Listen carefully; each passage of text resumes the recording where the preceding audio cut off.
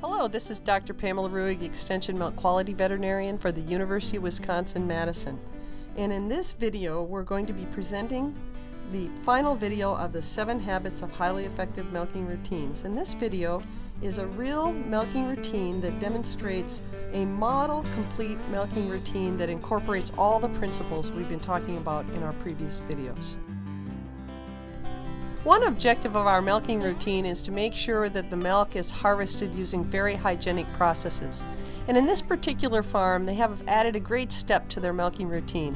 Whenever the units become dirty, or especially whenever a group changes over, they go through and they wash all of the milking clusters and then come back and dry the mouthpiece of those clusters before they begin attaching the units. This is a highly recommended practice, especially in high throughput parlors where milking may be going on for 8 or 10 hours. It's very important that cows are relaxed when they come into milk, and you'll see that these cows are entering very calmly. However, in this instance, the cows have stopped, primarily because we've got a camera there and a different person than they're used to. And you'll notice that this milking technician very gently touches that cow to move her in, and then the other cows follow. That's ideal way to handle these cows. One thing we never want to do is hit them or shout at them or make loud sounds. So gentle handling of a cow in the milking parlor during the entry is a really important step of our complete milking routine. This particular milking routine begins with a dry wipe to take off the sand. This is a sand-bedded herd from the teats. This is an excellent step whenever you have organic matter that's accumulated on the teats between milkings. The second step is a pre-dip. Now, some of you may have been noticing that the same towel was used on 2 cows in this instance. And that's okay in this particular type of routine because the dry wipe is followed by application of a disinfectant. And for the drying step in this routine, an individual cloth towel is used on each cow.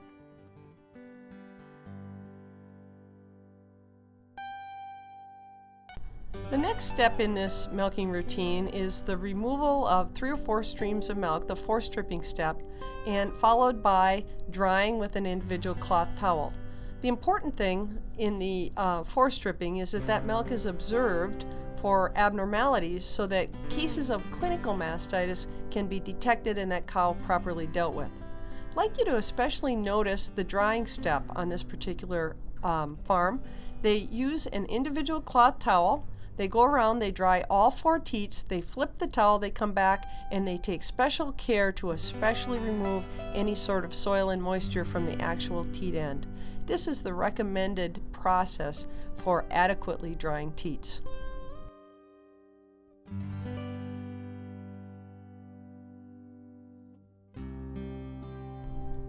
This milking parlor is a double 16, meaning there's 16 milking units on each side. The work in this parlor is done by 2 milking technicians, and they have organized their work routine so that each of the technicians works with and prepares 8 cows. You've got a front milker working with the front 8 cows and a back milker doing the complete prep on the back 8 cows. We call this a territorial milking routine, and it really can optimize efficiency and effectiveness of a milking routine. Now, the next step in this routine is the application of the milking units. You can see that each teat cup is independently attached, and then you'll notice a very important step. After the attachment of those milking units, you can see that the milking technician carefully aligns that milking unit so that it hangs straight on the back udders of the cow. So it hangs square on the udders and it's not twisted off to the sides. This is very important, especially in parallel milking parlors or any time when the milking unit comes off behind the back feet of the cows. Now, those of you that have had your stopwatches out to time this particular milking routine, up until about this point, a little bit later in it, this has been in real time. And if you would want to look at some of our key performance indicators for the milking process, one important one is the contact time. And that means the amount of time that the pre-dip has been in contact with the teats, killing bacteria before it's dried off.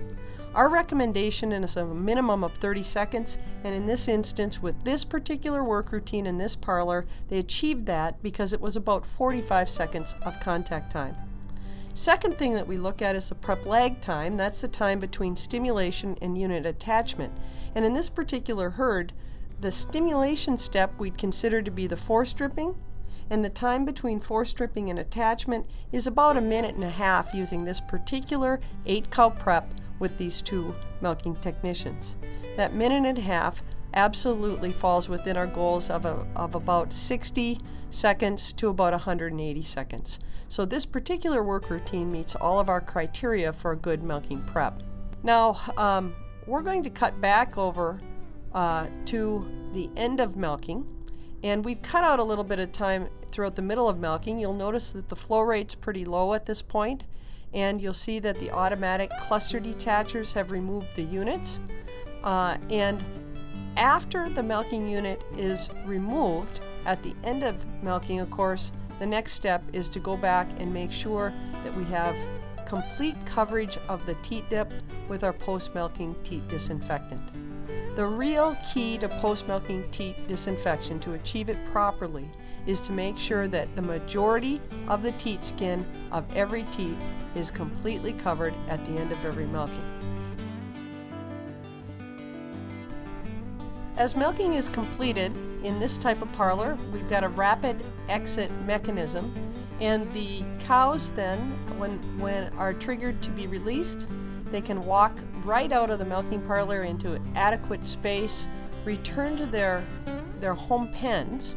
And in those home pens, one key thing we want to remember is to have those animals have fresh feed available, so those animals remain standing for at least 30 minutes so we have time for that teat sphincter to close. Now, after those cows have exited, you can see that right behind them there's another group waiting to calmly walk into the milking parlor and begin the whole process again.